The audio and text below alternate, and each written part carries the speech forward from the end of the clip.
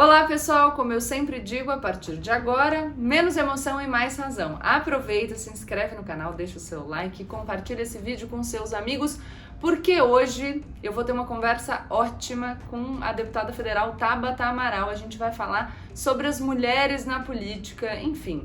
A gente conversou sobre violência contra a mulher, a gente falou sobre as mulheres no mercado de trabalho, a gente falou sobre pobreza menstrual e a gente falou, claro, dessa violência política que só falta chegar na violência física, né? Em muitos casos nem isso falta, vídeo o caso da Marielle Franco. Mas é um papo muito bom, interessante para todos nós nessa nossa Semana da Mulher, eu acho que vocês vão gostar.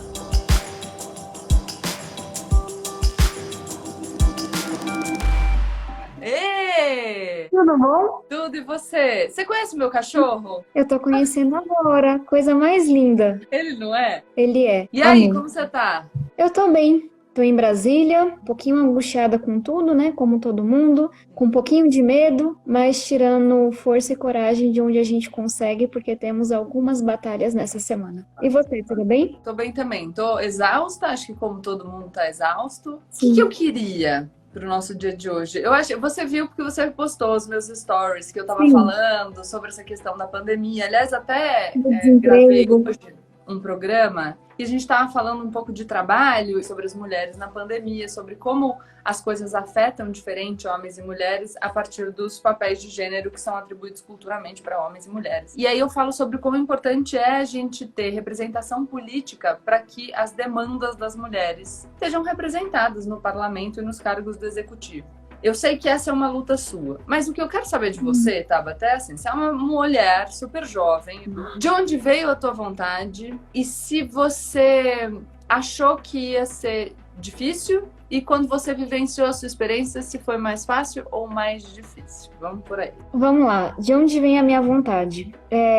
Acho que diferentemente do que muitas pessoas esperam e do que eu ouço de muitos colegas aqui em Brasília, eu nunca quis ser política, eu não gostava de política, eu tinha certeza que esse mundo não era para mim. Eu era a pessoa que falava assim, não, política é isso daí, sabe? Você liga a TV, tem vários homens ricos, muito mais velhos, a cada 2 anos eles mandam uns caras aqui na minha casa, e isso acontece muito em ocupações em São Paulo, para pintar o número no muro, para dizer em quem você vai votar, para comprar voto. Então não era uma relação muito inspiradora, né? Nem na escola pública, nem na escola particular em que eu tive bolsa. Eu aprendi de fato o que fazia um vereador, o que era essa tal de política. Então eu trilhei um caminho meio diferente. Eu sou completamente doida por educação, isso é meu propósito, quem eu sou, o que eu amo, o que eu gosto de fazer. E trabalho nesse ativismo desde os meus 14, 15 anos de idade. Já organizei movimento, dei aula em escola pública, trabalhei em secretaria de educação. E aí, para resumir a história, depois de 9 anos de ativismo, eu fui meio que sendo empurrada para a política. Mas a forma como eu via isso não era muito positivo. Era quase que, olha, você está aqui tentando mudar a educação, mas tem um problema na política. Então você desiste de tentar mudar a educação, ou você entende que a política e os políticos têm que mudar para que a educação mude. Porque eu ouvia de secretários de educação que ele não podia dar ibope para o prefeito anterior, então que ele ia acabar com o projeto de educação que estava lá. Eu via que a gente sabia o que tinha que ser feito, mas o recurso era desviado, ninguém estava nem aí. Então você foi ficando assim, olha, beleza, eu tenho esse sonho de que a gente tem a melhor escola pública do mundo. Eu abandono esse sonho ou eu vou enfrentar esse monstro? E tanto que eu decidi me candidatar super em cima da hora. Então, tô aprendendo muito ainda sobre política. Hoje eu entendo que o que eu tinha raiva era politicagem, era má política. Não era, eu vejo que a política hoje é uma coisa, enfim, incrível. E eu acho que é um pouco disso. E aí, sua segunda pergunta, Gabi, eu não sabia o que era essa tal de política. Mesmo quando eu fui pra campanha, eu decidi me candidatar poucos meses antes. Então, sabe quando é um mundo tão diferente que você não pensa muito sobre ele, você não sabe como é que vai ser? Agora, eu não tinha ideia que era tão violento, eu não tinha ideia que era tão difícil, e talvez se eu tivesse noção de tudo que eu ia enfrentar, eu tivesse receado um pouco, acho que é isso. Eu achei uma coisa muito interessante da sua fala, acho que conversa muito com algo que eu faço nas minhas redes, que é falar sobre como a gente não tem educação política. E eu acho que eu vou unir isso com a questão da violência, porque eu sinto muito que nós temos sido violentos em muitos assuntos. Naqueles que devem... Porque, e aí já... Acho que a gente tem algum grau de violência no discurso que pode ser justificado por uma violência de vivência. Então, claro que a gente não pode esperar o mesmo tom de todo mundo, porque as vivências são diferentes e a gente precisa entender esse mundo que se apresenta de maneira complexa. Ponto 1. A segunda coisa é que a gente vive um momento de muita indignação. Não só agora, embora agora eu acho que essa sensação tenha se agravado. E quando eu falo sobre violência retórica, por exemplo, eu não estou falando que a gente não deva se indignar. Muita gente confunde o que eu falo do menos emoção e mais razão. É só a gente não ser tomado por essa raiva, a gente conseguir separar de alguma maneira. E eu vou unir isso com a sua declaração sobre eu não sabia muito de política, porque eu vejo que tem muita gente que não sabe, que se vê levado para um debate nas redes sociais ou em qualquer tipo de encontro, porque a política se tornou um assunto de todo dia e de todo mundo, e deve ser assim. Mas as pessoas ficam constrangidas de assumir as próprias ignorâncias. Quando eu fiz as minhas lives com a Anitta, eu sei que você assistiu porque a gente já falou sobre isso. Você sabe que eu amo essa iniciativa e que eu amo vocês dois também.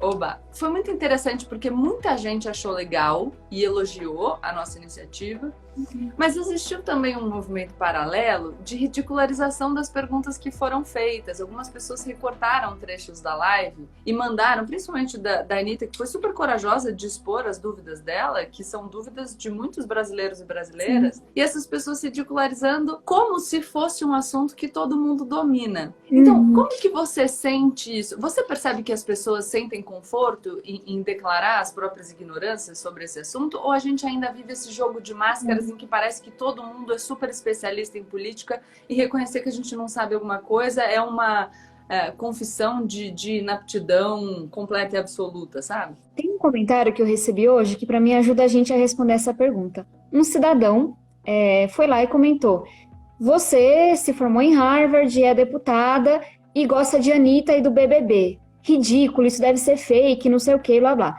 E aí eu respondi assim: se você continuar reclamando, vou dizer time Juliette aqui, né? O que eu queria dizer com esse comentário dele? Assim, brincadeiras à parte, que eu fiquei muito irritada na hora, mas eu falei, eu vou brincar. Eu não vou brigar com esse fulano quando eu tenho brigas muito maiores aqui. Ele estava querendo me dizer que esses dois mundos não podiam conversar. Que eu não podia ser formada em Harvard, ser deputada federal e gostar de Anitta. E assistir BBB, e acompanhar essas coisas. Mas por trás estava o entendimento de esses mundos não se conversam, política é para intelectual. Política não é pra massa. Política não é pro povão. E aí ele tem que super elitista, né? Demais da conta. E aí ele tem que entender que, olha, não é a regra ainda, infelizmente, mas hoje tem alguém que é da periferia, que sou eu no caso, que adora funk e que tá aqui fazendo política pública de qualidade, que estudou, mas que gosta de fazer o churrasco na laje com a sua família. Porque antigamente, quando você... E mais ou menos hoje, né? Que a gente tá começando a romper. A política era para homem branco, mais velho, rico, e tinha esse ar intelectualizado. E aí, na hora que a periferia, as juventudes, que as mulheres, que os negros vão ocupando a política, você começa a quebrar esse negócio. Então, política tem que ser para todo mundo. Mas não é. A gente não fala sobre isso na escola. E aí as pessoas têm um medo gigantesco de expor suas fragilidades, de dizer, eu não sei, deixa eu estudar. E aí o que eu vejo nas minhas redes é que as pessoas, elas querem saber sobre tudo, né? E julgar e mostrar esse purismo, que elas são mais intelectuais e que elas são melhores do que você. Então elas elegem alguns falsos gurus dos dois lados e elas vão seguir cegamente o que esses falsos gurus estão dizendo, sem nenhuma reflexão, sem nenhuma contestação, e isso me assusta. Porque é isso, e aí fulano falou isso, mas você não entende disso, porque se eu não tivesse estudado 20 horas aquele assunto, eu também não entenderia. E tudo bem, né? Tudo bem. E assim, sinceramente, eu sou paga para sentar, estudar uma política pública, apresentar minhas propostas e tentar explicar para as pessoas de uma forma mais simples. Mas aí não, a gente fica nesse debate raso que parece uns bichos brigando, sabe? Não vai muito para frente, porque ninguém está disposto a trocar ideia e entender um pouquinho mais a fundo. Você sabe que eu costumo citar sempre um trecho do Orwell numa proposta de prefácio que ele fez para a primeira edição de A Revolução dos Bichos. E ele fala que o inimigo é a mentalidade de gramofone. Não importa se você gosta da música que está tocando agora. Que é essa mentalidade de repetição, né? Toca a música sem nenhum raciocínio crítico sobre aquilo que está sendo dito. É uma incorporação quase que automática de um discurso pronto, de uma música pronta. Sim. E quando a gente deixa a política para um grupo restrito, que tem um olhar sobre a realidade do mundo, que são os homens brancos, que ocupam os cargos na política tradicional, a gente tem uma parcela da população que tem uma vivência muito específica decidindo a vida de todo mundo, que tem vivências muito diferentes. E eu acho que aí entra a questão da representatividade feminina, que é algo que você levanta muito a bandeira, então eu queria te ouvir sobre os seus projetos, sobre como você trabalha essa questão das mulheres na política, porque eu estava falando hoje mais cedo também, a gente tem um índice no Congresso Nacional, e isso já considerando as iniciativas de 30% das candidaturas nas proporcionais, agora mais recentemente a decisão de destinação de recursos públicos para financiar as candidaturas e o tempo de propaganda, mas a gente ainda tem aproximadamente 15% só dos cargos no parlamento ocupados por mulheres, e pouquíssimos chefes de Estado, eu tenho o número exato, mas enfim, teria que olhar agora, no mundo. E agora, se eu não me engano, nas eleições municipais de 2020, a gente subiu para 12, alguma coisa no número de prefeitas. Foi um percentual, um aumento pequenininho, que já é algo para a gente festejar, mas assim, ainda falta muito para que nós tenhamos uma representatividade, um tanto de mulheres na política que dê conta de fato representar a quantidade de mulheres na sociedade. Então, me fala um pouco dessa sua ideia, por que isso é uma bandeira e tudo mais. Gabi, tem uma frase que circulou muito nessa semana, que é mimimi é a dor que não dói na gente, né? E quando a gente fala dessa falta de representatividade no Congresso, para mim, a principal consequência disso é que várias dores que não doem nessas pessoas nunca serão ouvidas. Eu fiz uma live hoje com o pessoal do Girl Up, que é uma iniciativa linda de meninas do Brasil inteiro, sobre o combate à pobreza menstrual. Milhares de mulheres não têm acesso a emprego, meninas perdem 45 dias letivos por ano, mulheres pegam infecção, ficam inférteis porque recorrem a miolo de pão, nananana. Por quê? Porque a dor da menstruação não é uma dor que acomete os homens. Porque a dor de você não conseguir ter dinheiro para comprar um absorvente não é a dor que acomete as mulheres ricas. Então, se a gente não tem uma mulher que já passou por isso, ou que na sala de aula, porque as professoras têm muito essa vivência, entendeu que garantir o acesso ao absorvente, que é o que eu propus no meu projeto, não é mimimi, não é besteira, é sobre dignidade, a gente vai estar em 2021 com um país que tem pobreza menstrual, que é uma coisa simples de você resolver. A gente está numa luta muito grande no Congresso hoje, para avançar sobre a pauta de combate à violência doméstica, de combate à violência de gênero de uma forma mais ampla. Porque se a gente compara abril de 2019 com abril de 2020, aumentou em 40% as denúncias que foram feitas. Porque o isolamento social é muito perigoso para mulheres que convivem com seus agressores. Só que se as mulheres não estão aqui debatendo, a gente fica com aquele discurso antigo de que em brigas de marido e mulher não se mete a colher. Então são dois exemplos simples, sabe? Se a gente não olha e tem uma discussão, sabe, mais racional sobre licença maternidade, licença paternidade, a gente não vai entender que isso faz com que as empresas não queiram contratar as mulheres que estão em idade de ter filho, porque o custo vai ser maior.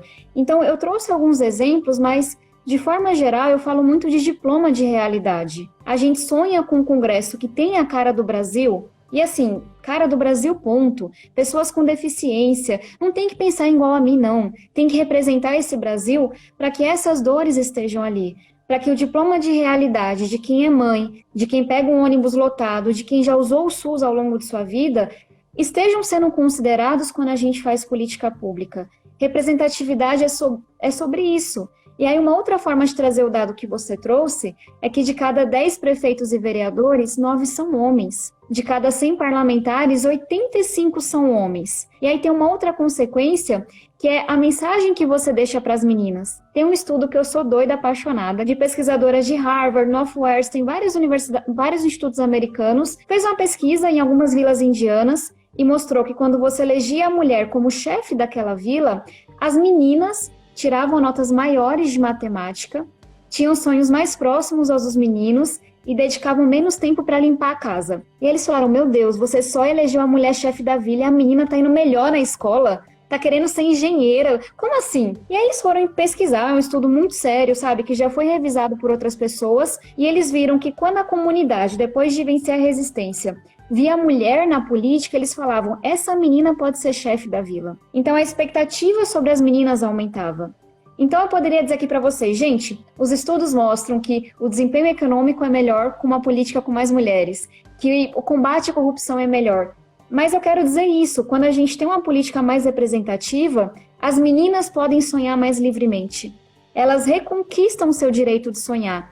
Tem coisa mais nobre do que essa? Você dizer para as crianças, olha, vocês podem ser o que vocês quiserem? Para mim não tem. Então, é sobre isso a luta por representatividade. É por justiça? Também. Mas é sobre o futuro dessas crianças. É sobre o país que a gente está construindo. É sobre um país tão desigual que nunca resolveu mazelas tão pequenas como a falta de absorventes para algumas mulheres, porque as mulheres não estão em posição de poder. Não é só não sentir as dores, né, Tabata? É uma cultura que faz com que as mulheres escondam aquilo que é traço do feminino. Eu acho que existe um movimento hoje em dia de descredibilização de todo o discurso que fala sobre mulher, sobre a construção cultural do papel de gênero e tudo mais, é como se fosse um absurdo. Então eu acho interessante a gente pensar nessas coisas, porque a misoginia uma forma de discriminação, é a mais antiga de todas, e por isso a gente naturaliza a vivência segundo essa lógica. Quando a gente pensa em como é que a gente vai se comportar no mundo, no geral a gente pensa em estratégias para se comportar a partir de uma realidade que é misógina. A gente tenta... Como é que a gente vai fugir daquilo que a gente sabe que vai acontecer? E quando eu falo sobre essa construção de papéis, eu costumo dizer o seguinte, eu tenho um irmão, e a vida inteira eu ouvi que eu era uma menina que parecia um moleque. E era uma graça, porque eu era forte, destemida, porque isso é característica masculina. E o meu irmão era mais sensível, então ele era um menino que era uma moça. O homem que é uma moça é um homem pior. A mulher que parece um moleque, nossa, essa vai longe. Por quê? Porque a gente tende a considerar positivo o traço que é associado ao masculino e considerar como negativo o traço que é associado ao feminino. E eu digo associado porque se nós somos mulheres que foram classificadas como mulheres com jeito de homem, é porque não é o jeito de um ou o jeito de outro, é o jeito de indivíduos. Cada um tem as suas características e se desenvolve dessa maneira. E nesse contexto de desvalorização de tudo que é feminino, e aí tem a desvalorização do gosto, por exemplo, pelo brinco, pela roupa, porque são traços associados tradicionalmente ao feminino, tem a questão da gente ter que esconder isso. Então, todas as mulheres que estão assistindo a gente, vocês podem colocar os corações se for verdade. Mas quando vocês começam a menstruar, quem que já sentiu vergonha de comprar absorvente? Porque não podia assumir que estava menstruada. Quem que levantou na escola e para ir trocar o absorvente no banheiro e aí colocou escondendo, como se tivesse droga dentro da camiseta, porque você não podia assumir que você estava menstruada, porque aquilo é um horror. Quando é um processo biológico que acontece todo mês. Gabi, quando eu fiquei menstruada, assim, ninguém nunca tinha falado sobre aquilo comigo. Eu não entendia muito bem o que era, mas eu desandei a chorar e eu me senti suja. E eu me senti errada. Assim, o que faz com que uma menina de 12 anos, completamente inocente das coisas, que eu era bem bobinha, assim, para muitas coisas, se sinta suja, errada, por um processo biológico? Exato. Porque a gente vai ouvindo achando que aquilo é errado, que tem que ser escondido. Porque afinal você tem que esconder, né? Porque tem alguma coisa errada ali, porque senão você poderia assumir. E as meninas que têm um fluxo mais intenso e que têm que conviver, por exemplo, com a possibilidade do sangue manchar a roupa. O desespero que é isso, você pensar que em algum momento alguém vai assistir. Isso é um sofrimento que a gente pode evitar, porque as meninas menstruarão, porque a natureza é assim. Então a gente consegue construir um mundo diferente, onde um processo biológico absolutamente natural não deve ser vivenciado com tanto sofrimento. Isso é um tabu tão grande. Exato. E por isso que é tão importante que a gente tenha na elaboração de políticas públicas pessoas que passaram por essa experiência. Então não é dizer, eu acho interessante dizer isso, não é dizer que as mulheres são melhores, que elas devem substituir completamente os homens, que agora vai ser uma dominação. Não, não é isso. É a gente aproveitar que a gente tem uma sociedade dividida entre homens e mulheres e ter o poder dividido também. E a gente pode pensar em outros tipos de representatividade. Eu estou falando aqui, claro, obviamente, da representatividade de gênero, porque é o que a gente está discutindo hoje no Dia da Mulher.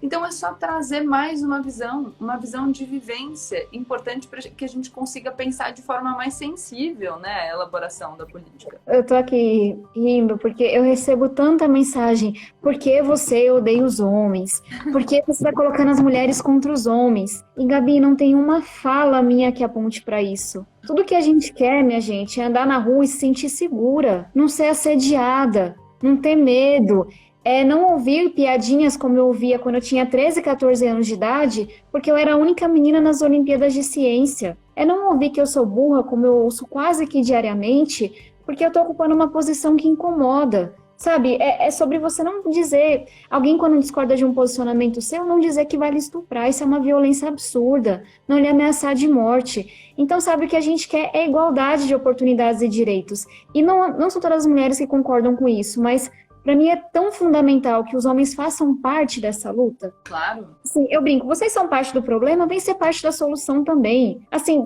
tem espaço para todo mundo nessa luta por igualdade. Nunca foi sobre homens contra mulheres. E vocês podem dar o nome que vocês quiserem a isso. Quem gosta da palavra feminismo, eu gosto, usa. Quem não gosta, não usa. Mas é importante entender sobre o que é essa luta. Porque é isso, eu quero que minha filha não tenha medo. Eu quero não sentir a angústia que eu sei que eu vou sentir na hora que ela sair sozinha na rua. Eu acho muito importante você falar sobre isso, e eu acho que tem alguns outros pontos que eu quero pegar da tua fala, porque eu acho muito importantes para a gente problematizar. A primeira coisa é sobre violência. Eu tenho visto também um discurso que tenta fragilizar os dados sobre violência contra a mulher no Brasil, sob a argumentação de que as maiores vítimas de violência são os homens, de maneira geral, em números absolutos, e isso é verdade. As maiores vítimas de violência, aliás, são jovens negros e pobres. A gente tem recorte de raça, a gente tem recorte socioeconômico nas vítimas de crimes violentos.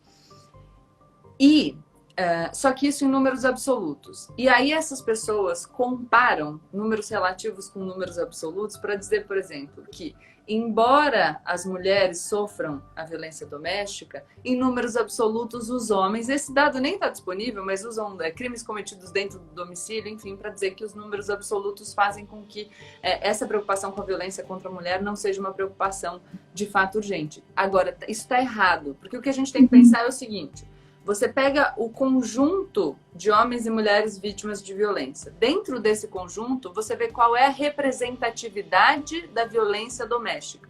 No conjunto, qual é o tamanho da fatia da pizza que a violência doméstica representa. Quando você for para o grupo dos homens, você vai ver que é uma fatia pequenininha. E, portanto, esse tipo de violência é menos representativo nesse grupo dos homens que sofrem violência. E isso também é uma preocupação, tá? Não estou falando que a gente não deva se preocupar. Mas aqui o contexto é outro. Quando você vai para as mulheres, a fatia dessa pizza de mulheres vítimas de violência é muito maior quando a gente pensa na violência doméstica. Eu acho importante a gente falar porque a gente tem visto uns discursos meio complicados aí. Não, eu ouço isso muito, Gabi. Eu sempre... Que é isso, assim, ninguém é obrigado a saber o que significa feminicídio. Mas é importante você perguntar. Feminicídio é um crime de ódio. É quando aquela pessoa ela é assassinada porque o gênero dela importou. Ou seja, não é a pessoa que foi assaltada e levou um tiro, não é a pessoa que se envolveu com um crime e teve uma retaliação, é a pessoa que, por ser mulher, foi assassinada em um crime de ódio por um ex-companheiro, por exemplo.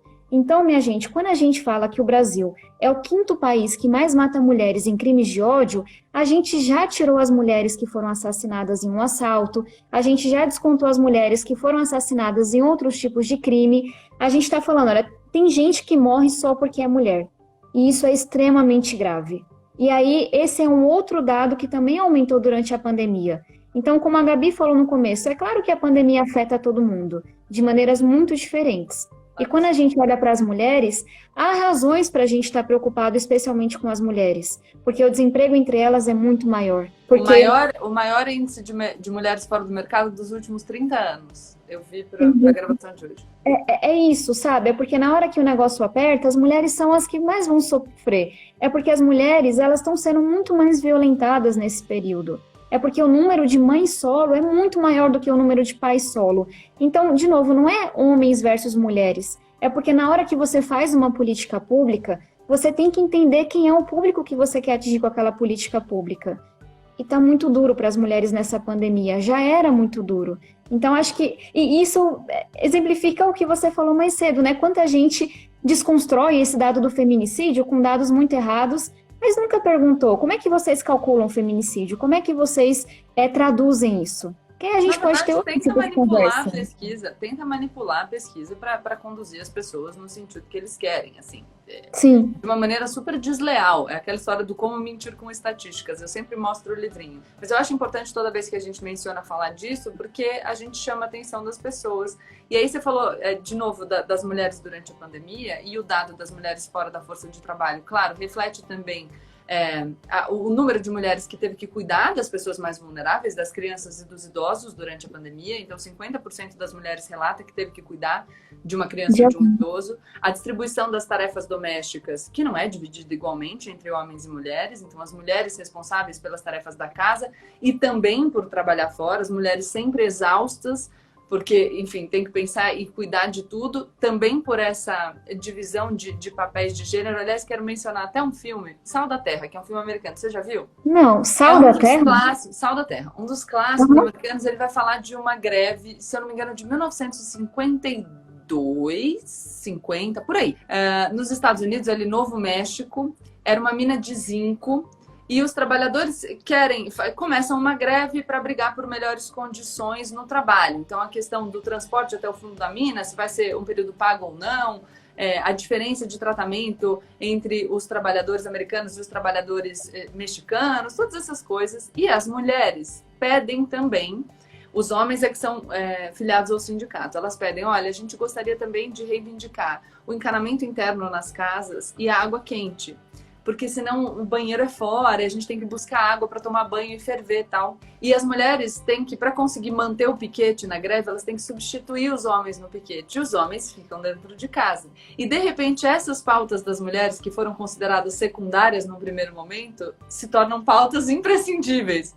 Porque quando os homens ficam dentro de casa, eles falam, puxa, é verdade.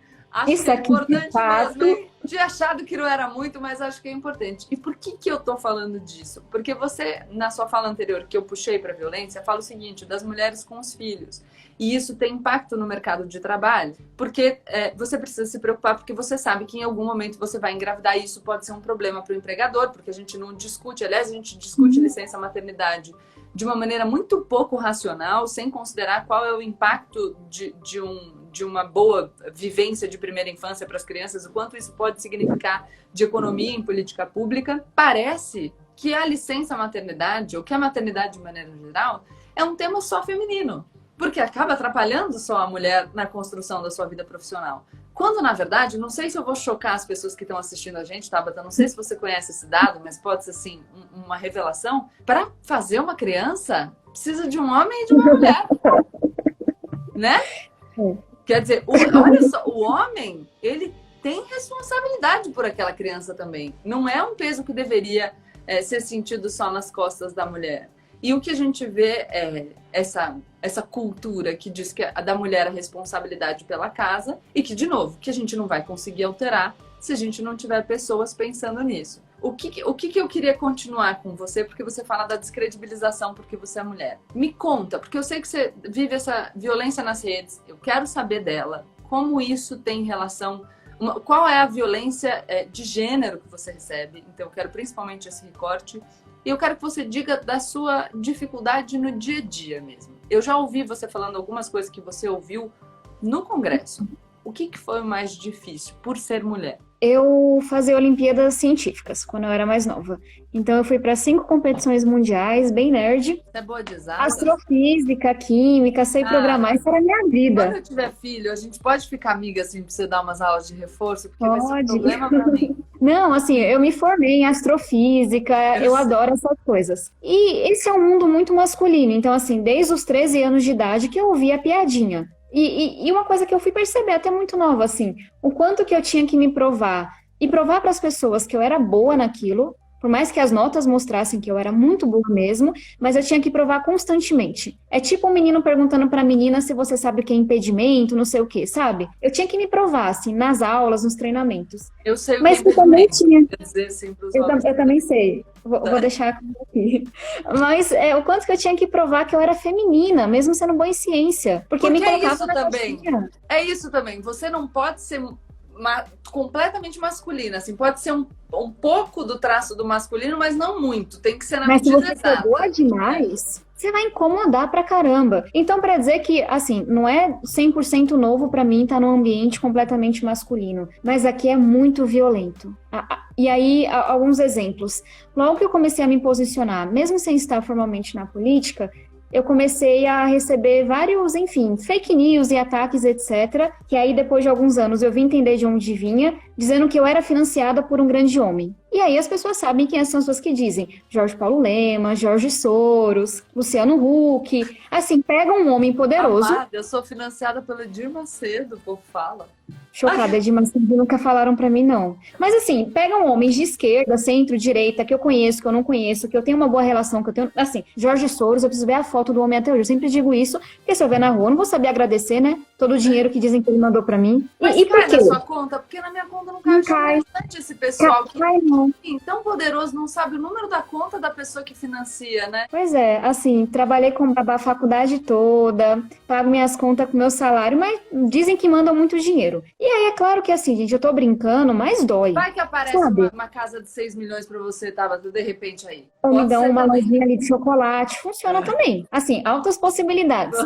Mas não é o caso, sabe? E aí, o que eu fui entendendo com o passar do tempo? E eu vou dar micro para macro violência. Que estavam olhando para uma mulher jovem, com posicionamento, que trabalha desde muito nova, que luta muito pelas suas coisas, dizendo, não, tem um homem por trás. Mulher, sozinha, fazendo tudo isso, de jeito nenhum. Essa é uma das formas. Assim que eu cheguei no Congresso, as pessoas não me conheciam, né? Eu sou uma ativista pela educação, que no dia que se elegeu, tinha pouquíssimos seguidores. Enfim, as pessoas não sabiam quem era a Tabata. E aí logo vieram perguntar, mas você é filha de alguém? Para dizer alguém importante, né? E meu pai vem do interior da Paraíba, minha mãe do interior da Bahia, ninguém que esse povo conheça, não. Mas você é casada com alguém? Também não. Mas você, assim, quem que te colocou aqui, menina? E assim, no caso, fui eu mesma, que vim andando e que vi lutando. E aí você vai se irritando, mas tá num nível tranquilo. E aí você ouve de um deputado, como eu ouvi, em uma reunião que só tinha deputados homens, quem eu queria provocar com aquele batom vermelho.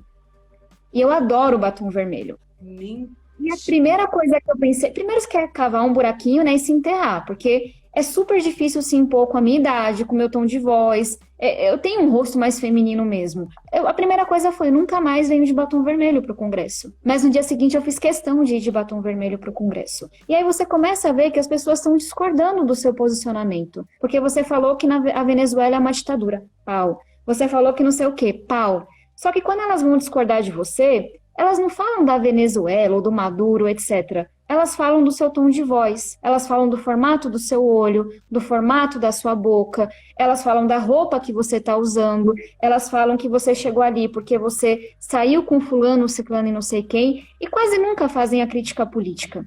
E aí quando você vai e enfrenta um grande homem na política e você desagrada os seguidores lá desse guru, que a gente falava mais cedo, de novo as pessoas elas vão subir no tom. E elas não vão falar, mas por que você votou assim assado? Elas vão lhe chamar de puta. E, gente, eu tenho tudo isso quantificado, milhares de vezes. Elas vão lhe chamar de vagabunda, de vadia. É muito agressivo. E aí não fosse suficiente, esses homens que estão incomodados, eles vão alimentando esse ódio e você recebe sua primeira ameaça de morte. E você tem que cancelar um evento porque alguns policiais de São Paulo identificaram que não era seguro para mim sair naqueles dias. E aí dizem que você vai ser fuzilada e dizem que você vai ser estuprada. Vocês entenderam de onde eu comecei até onde eu cheguei? E esse é o Brasil que assassinou Marielle Franco, que assassinou Ceci Cunha. Ou seja, pode parecer que eu estou reclamando de pouco quando alguém comenta da cor do meu batom, quando alguém diz que alguém está me financiando, quando alguém diz que eu sou uma marionete. Mas vocês viram qual é a escalada de ódio? Não é pouca coisa. Essa violência verbal, ela logo se transforma em violência física. E aí sabe qual é a consequência, Gabi? Pessoas muito bacanas, como você, que se prepararam, que são bonitas, que são super inteligentes, o que for, não vão querer nunca vir para a política. Porque elas vão olhar e vão falar, caramba, eu estudei tanto, eu batalhei tanto, eu tenho um sonho tão grande na educação, no meio ambiente, na área de segurança, no que for. Eu vou para receber ameaça de morte? Eu vou para ser xingada todos os dias essas palavras? Eu não vou, não. E aí sabe qual é a consequência? A gente vai deixando espaço para as pessoas que estão aqui para ganhar dinheiro, para as pessoas que estão aqui para roubar. que estão aqui porque tem algum interesse próprio. A gente deixa muito alto o custo de quem vem por propósito. Então, não é sobre mim, não é sobre as minhas colegas que também enfrentam isso. É sobre a gente tentar calar as mulheres. Essa tentativa constante de dizer, esse lugar não é para vocês. Se vocês vierem, a gente vai fazer com que vocês se arrependam. É por isso que a gente apresenta projeto de cota no parlamento, de combate à violência política. É por isso que eu denuncio esses atos. Porque isso não faz parte do jogo democrático. Eu fiquei muito chocada com o que você fala, e quando você descreve essa reunião do Batom, eu tinha falado sobre as suas Olimpíadas de Ciências, que a gente pode ser um pouco, não tão feminina, mas você também não pode ser nem tão masculina. Então, eu falo que o espaço reservado para a mulher é um espaço muito restrito. E a gente percebe assim, você tem que estar de salto, mas não pode ser muito alto. O seu cabelo ele não pode ser cortado bem curtinho, porque aí é muito masculino, mas também não pode ser muito longo, porque senão é vulgar. Então é bom que você esteja com uma roupa feminina, mas assim, não pode ter o decote, porque se mostrar a forma do seu corpo, aí também já é um problema, porque você está provocando alguém. É insuportável. Eu nunca tinha ouvido desse jeito, mas é isso. Nem muito para cá, nem muito para lá. E já aconteceu, por exemplo, eu lembro uma vez que eu fui numa festa, o meu marido é DJ, na época que a gente não tinha pandemia. Todo final de semana ele estava viajando. Então, acontece muito de eu ir nos eventos sozinha, inclusive nos eventos profissionais, mas eventos, sabe aquela coisa meio pessoal misturada com profissional, uma festa. E eu lembro uma vez de eu ir para uma festa, e minha mãe me ligou e falou, que roupa você vai? Era uma festa importante para mim. E eu descrevi, ela falou, por que você não vai com um vestido tal? E eu falei para ela, não, porque o Thiago não vai, não dá para eu ir de vestido. Porque se eu fosse de vestido numa festa sem o meu marido, eu sabia que as pessoas diziam, veio de vestido porque quer seduzir alguém. Quando na verdade não, eu estou escolhendo a minha roupa, entendeu? Tá tudo certo. E aí você fala dessa escalada de violência, é uma coisa que eu sinto muito também, porque sofro, embora não na política, mas na comunicação. E acho que um ponto fundamental daquilo que você fala, e que eu vou ligar já com uma outra pergunta que eu vou te fazer, o teu problema não é com a discordância, porque a discordância é parte da democracia. A democracia é a legitimação da pluralidade, da diversidade. É natural que a gente discorde. É importante que a gente discorde. Se a gente conseguir discordar com lealdade, com honestidade intelectual, com disposição enfim, comprometimento com o futuro do nosso país, a gente vai produzir coisas a partir dessa discordância e conseguir achar os caminhos. Essa é a boa política. Esse é o espaço democrático, que é por essência plural. O que você fala que te incomoda, que é a mesma coisa que acontece comigo, é uma crítica que não tem relação com aquilo que você diz, mas é com quem você é. Então é isso, um questionamento sobre você, xingamento de tudo quanto é tipo, ameaça de tudo quanto é tipo, e muito conectada, no meu caso, ao visual, ao como eu me visto, à forma como eu me comporto. E no meu caso, você tem a fala, o seu jeito de falar é doce. Então, a sua descredibilização vai por essa via. Eu sou diferente. Eu sou muito mais assertiva. E aí eu sou insuportável. Insuportável, muito chata. Sabe, a mulher que tem fala firme, credo, não dá pra conviver com essa mulher, é uma histérica. Então, de novo, nem muito doce, nem assertiva. Você precisa sempre desse exato meio do caminho, porque a nossa existência ela é restrita. Esse é o espaço que a gente permite que vocês ocupem. E por isso que eu acho tão importante que você se aproprie da sua voz doce, porque é a sua voz, e que eu me aproprie da minha maneira assertiva de dizer, porque é o meu jeito, e acabou. Quem estiver insatisfeito que vai conversar com outra pessoa. Já que a gente fala de discordância, você fala da importância de trazer umas mulheres para o parlamento, eu quero saber um pouco da tua experiência com as outras mulheres no parlamento. Você consegue formar uma união para que vocês se fortaleçam, mesmo com pessoas que não têm as mesmas visões sobre tudo? E aqui eu já quero dizer, mas tem uma estratégia que vem da gestão Obama, que eu acho muito legal, que é das mulheres que participavam da gestão, de sempre se levantar para ressaltar, para trazer visibilidade mesmo para as ideias das outras mulheres. Então, sempre que uma mulher falava, as outras mulheres se uniam para garantir que aquela voz fosse ouvida, e isso acabou virando um exemplo que foi apropriado por diversas empresas e tal, eu acho uma coisa muito legal. E eu acho que isso existe de alguma maneira já, como uma atuação das mulheres na política. Então fala um pouco disso. Super. Primeira coisa, assim, eu adorei. Eu nunca tinha pensado dessa forma, mas é isso. O problema é que minha voz é doce demais. Então, como eu sou muito meiga, eu tô querendo enganar alguém constantemente. E é isso que as pessoas trazem. E a nossa luta, no final das contas, é para ocupar esses espaços do jeitinho que a gente é. Antigamente você tinha que usar terninho, falar mais grosso. Hoje não. Eu posso usar esse vestidinho. E tá tudo bem, porque eu me sinto linda nesse vestidinho e é isso que eu vou usar para fazer boas políticas públicas. E aí, Gabi, sobre a sua pergunta, eu vou falar um pouquinho da nossa bancada feminina. Primeiro, gente, eu não tenho o menor problema com a discordância. Eu tenho um problema com o silenciamento. Quando a crítica vem para dizer que você discorda de mim, você topa conversar, eu nunca achei que as pessoas tivessem que concordar comigo.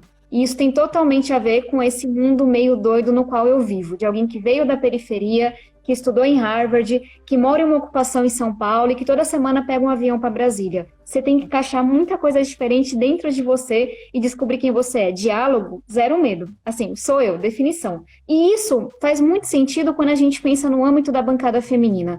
Nós fomos 77 mulheres eleitas para a Câmara dos Deputados 2 anos atrás, do partido mais à extrema esquerda para o mais à extrema direita. Digo o nome que tem alguma mulher ali provavelmente. E a gente foi construindo uma coisa, eu sei que essa luta ela vem muito antes de mim, que nos permitiu, por exemplo, no final do ano passado, aprovar 9 projetos da bancada feminina em um único dia. Que nos permite, quando a pauta é de mulheres, a gente tem o WhatsApp da bancada feminina, ir lá e perguntar qual que é a orientação do voto. E ignorar muitas vezes a orientação que veio do líder do partido. Porque se a gente não faz isso, essa que é a maior bancada, 77, mas que ainda é pequena dentro do Congresso, nunca vai ter voz. Então, na bancada feminina, a gente fez uma coisa que para mim deveria ser regra, que é a gente se une no que a gente concorda. E a gente vai para o pau, no melhor dos sentidos, vai para a discussão no que a gente discorda. A bancada feminina não vota junto em pauta econômica, mas vota junto em como aquela pauta econômica atinge as mulheres. A gente fez isso na reforma da Previdência. A gente se uniu, a gente brigou com o governo, a gente conseguiu mudar o que eles tinham colocado para as mulheres e a gente votou juntas. Não importa, a gente votou junto, desculpa, se era de esquerda ou se era de direita a deputada, se tinha uma visão econômica mais moderna ou de outro jeito e por aí vai. A gente faz isso quando a gente vota a pauta de combate à violência doméstica. Todas as mulheres votam junto, todas elas fazem um auê para a gente colocar aquilo na pauta. Um dos primeiros projetos que a gente apresentou, que virou lei, e dos quais eu sou uma das autoras, é para a gente pensar em outras maneiras as mulheres denunciarem a violência doméstica durante a pandemia, porque elas não podiam mais ir para a delegacia. A gente está com um projeto nessa semana na pauta para ampliar a divulgação do Disque 180. Então, para mim, esse exemplo da bancada feminina, que é onde eu encontrei o maior acolhimento aqui em Brasília, porque são mulheres muito diferentes, Gabi, assim, a Perpétua do Acre, e aí a Soraya do Rio, é uma turma muito diferente. Mas a gente entendeu que, olha, se a gente não se unir nisso daqui, a gente não vai ter força. E é um pouco o aprendizado que eu levo para outras lutas. Em pautas de educação, eu voto junto com a bancada da educação. Em pautas de inovação política, para a gente dar uma sacolejada aqui em Brasília, tem um grupo que tem uma visão diferente, que do PSOL ao Novo, vota junto em pautas de combate à corrupção, por exemplo.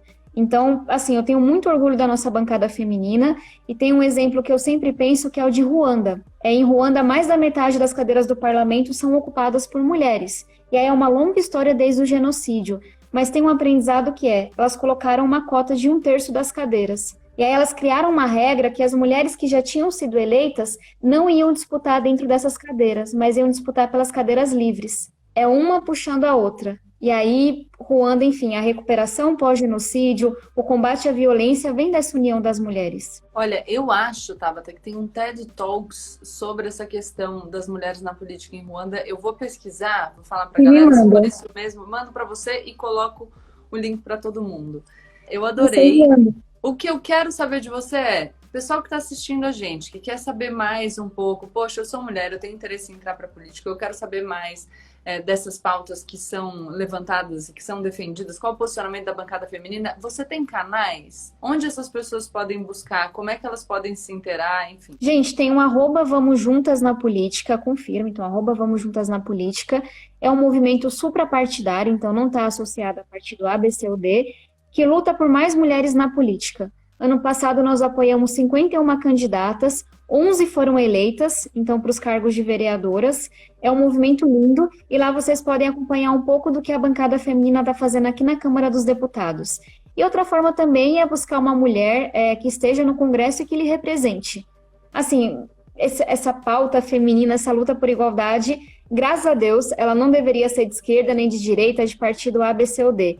Então, é buscar uma mulher que te represente para acompanhar e incentivar quem está do seu lado a se candidatar. Tem estudos que mostram que as mulheres têm que ouvir. Você deveria ser candidata algumas dezenas de vezes até decidirem se candidatar. Então, se você conhece uma mulher que é líder, que está transformando as coisas, pergunte a ela se ela não já se viu na política, se ela já acompanha o Vamos Juntas e por aí vai. Só não perguntem pra mim, tá, galera? Que pra mim vocês perguntam toda hora já, a gente deixa, porque pergunta pra outra pessoa. Gabi, você ia fazer um arraso aqui em Brasília. Mas pode ser mais pra frente. Quem sabe um dia? Pois é, não está nos meus planos no futuro próximo. Tem também o seu livro, né? Para as pessoas que quiserem ler.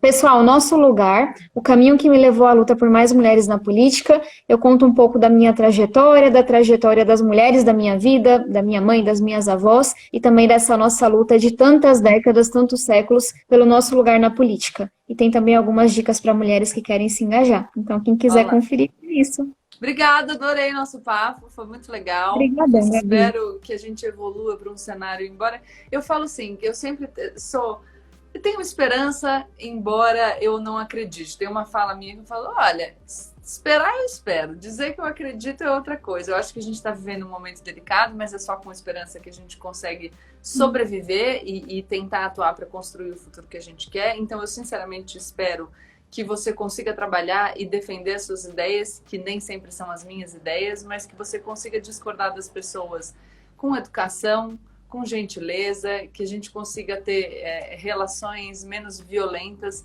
não só na política, mas que isso sirva para todas as nossas relações. Foi um prazer conversar com você. Quem quiser saber mais sobre as posições da Tabata, eu sei que ela abre caixinha de perguntas lá no Instagram, vai lá nas redes dela e aí ela responde para vocês. Obrigada! Gabi, obrigada por tudo que você representa, pela sua luta, pela sua voz. Eu te admiro demais da conta. E o que você faz também é política. É sobre a gente ir aprofundando essa nossa democracia velha de guerra que está precisando ser defendida. Estamos perdendo algumas batalhas, mas a gente não está perdendo a guerra. A gente está avançando. E isso é importante. Então, simbora! Contem comigo, pelas meninas que estão chegando, para elas encontrarem um mundo um pouquinho melhor. E foi um prazer conversar contigo.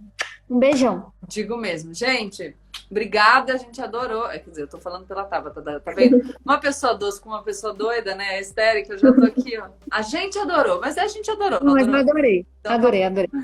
Beijo, gente. Tchau, tchau. É isso, espero que vocês tenham gostado. Se vocês quiserem saber mais especificamente sobre algum desses dados, deixem aqui nos comentários, a gente pode conversar sobre os temas de forma mais aprofundada. E deixem aqui o like de vocês, se inscrevam no canal e compartilhem o vídeo com seus amigos. Tem muita gente querendo descredibilizar essa pauta que fala sobre a imprescindibilidade, a necessidade da gente de fato discutir esses assuntos, papéis de gênero, violência contra a mulher, a participação das mulheres na política, no mercado de trabalho, e esses temas ganharam ainda mais relevância durante a pandemia. Então, não esquece de compartilhar o vídeo.